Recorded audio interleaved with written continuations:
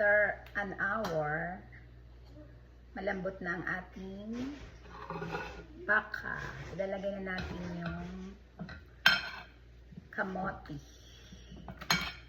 Oh, slowly.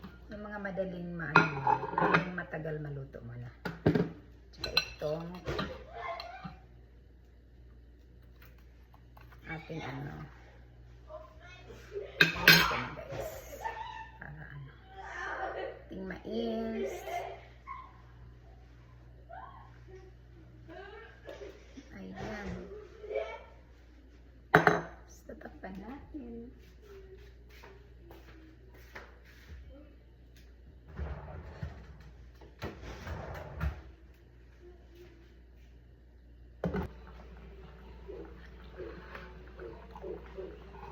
Ayan na guys, talagay na natin ang ating saging plantain.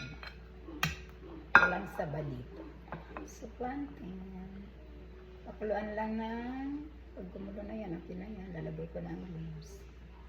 It's the last.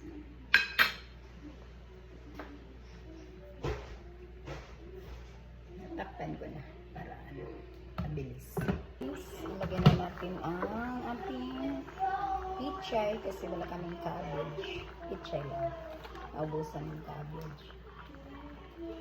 Tinatamad na ang malis.